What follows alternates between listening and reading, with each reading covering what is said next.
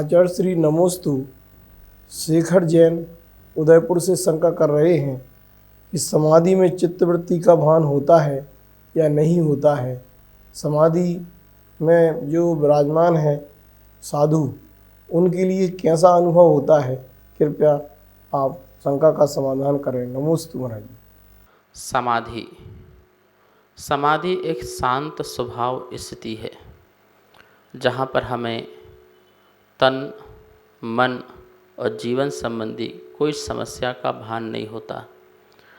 तन में उत्पन्न होने वाली जो व्याधि और मन में उत्पन्न होने वाली जो अशुभ आधियाँ हैं और जीवन में पद आदि की उपाधियाँ हैं, इन सब के अभाव होने से चित्त बहुत शांत हो जाता है, मन बहुत शांत हो जाता है। और जब पानी बहुत शांत हो जाता है तो उसमें चेहरा दिखता है। ऐसे वो समाधि काल में हमारे में क्या गुण हैं, क्या अवगुण हैं, वो सब दिखाई देते हैं। और उस समाधि काल में अवगुणों को निकालने का हम पर प्रयास करते हैं, पुरुषार्थ करते हैं। मुनिराज भी समाधि काल में क्या करते हैं, चित्त की शांति में जाते हैं और वहाँ पर अपने अंदर जो भी प्रमाद है, जो दोष है, जो अज्ञानता है, उसको दूर करते हैं और अपने में क्षमा आदि का भाव प्रकट करते हैं, संयम को प्रकट करते हैं, आकिंचन हो जाते हैं, खाली हो जाते हैं और एक आनंद का जो स्रोत बहता है उसमें वो स्नान करते हैं।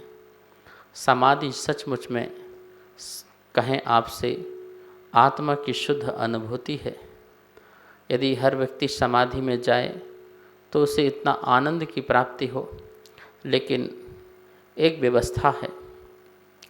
समाधि में हर कोई लीन नहीं हो सकता है। समाधि की जो व्यवस्था है वो उच्च कोटि के साधक के लिए है। वही उच्च कोटि साधक जो है समाधि को तल्लीन हो सकता है। आप और हम सब लोग समाधि की भावना रखते हैं, लेकिन उच्च कोटि के साधक जो है समाधि का रस प्राप्त करते हैं। समाधि मतलब क्या? जीते जागते जो अपने अंदर अजरता और अमरता का स्वाद चखता है उसका नाम समाधि है। स्वाद समझ में आया? जैसे आम खाया तो आम का स्वाद लगता है ना, गुड़ खाया तो मीठा मीठा स्वाद लगता है ना। ऐसे अजरता और अमरता का जो स्वाद है वो जो जीव चख लेता है, जिसको उसका आनंद आने लगता है कि ये है समाधि। तो समाधि में भी हमें शुद्धता का ध्यान की वृत्ति पता चलती है और जो यदि अशुभ वृत्ति चल रही है तो उसका निवारण करने का पुरुषार्थ भी हम समाधि में करते हैं। आचार्य श्री नमोस्तु दुबई से प्रेम प्रकाश जी शंका कर रहे हैं कि विज्ञान कहता है कि जड़ से चेतन उत्पन्न होता है और अध्यात्म कहता है कि चेतन से जड़ उत्पन्न होता है।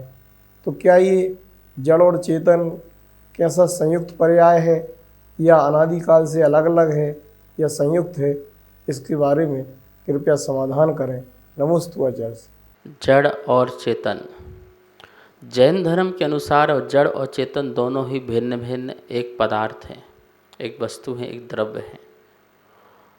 दोनों का परिणमन अपना अपना अलग अलग है। चेतन का चेतना रूप में और अचेतन का अचेतन रूप में, जड़ का अचेतन रूप में।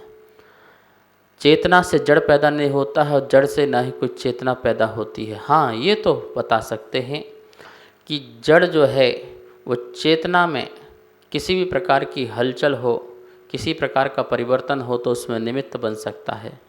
और इसी प्रकार चेतना भी जड़ में किसी प्रकार का परिवर्तन हो तो उसमें निमित्त बन सकती है। जैसे आत्मा आई और उससे के कारण शरीर बनने का प्रक्रिया प्रारंभ हुई।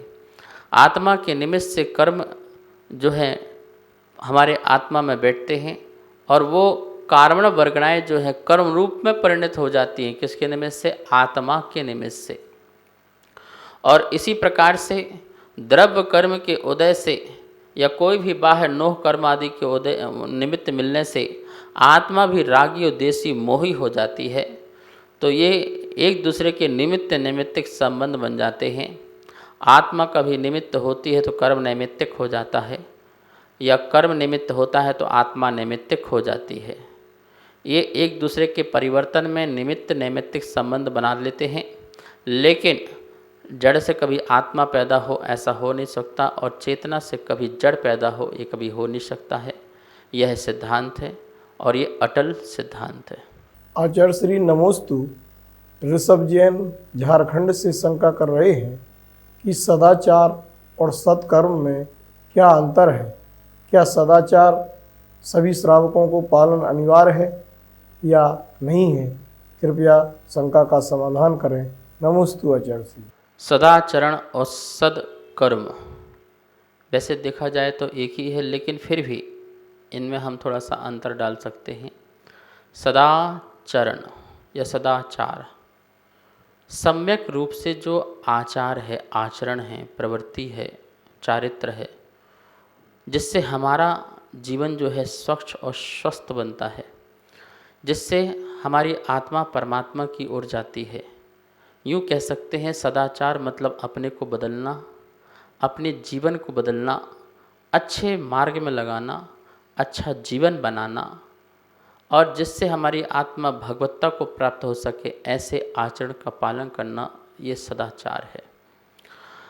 न्याय और नीति का पालन करना जो है ये सदाचार है। और सदकर्म मतलब क्या कहलाता है?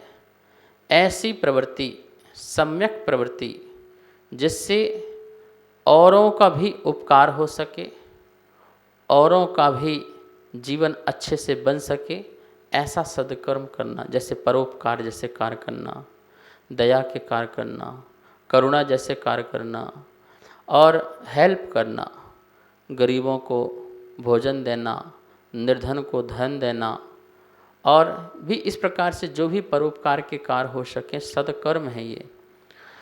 मतलब कि अपने आसपास रहने वाले व्यक्ति भी जो हैं सुखी रहें ऐसे कार्य करना, आपकी प्रवृत्ति से कोई दुखी ना हो।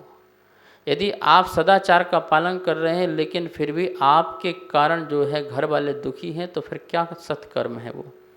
सत्कर्म वह है कि जिसके कारण आपके अपने लोग भी सुखी रहें और जहाँ भी जाएं वहाँ लोग सुखी हो जाएं।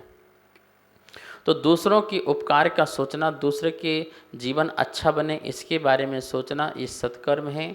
दान पुण्य आदि कर्म करना ये सत्कर्म है, और अपने जीवन को जो है पूज्य बनाना ये सदाचार है। सभी को सादर जय जिनेंद्र।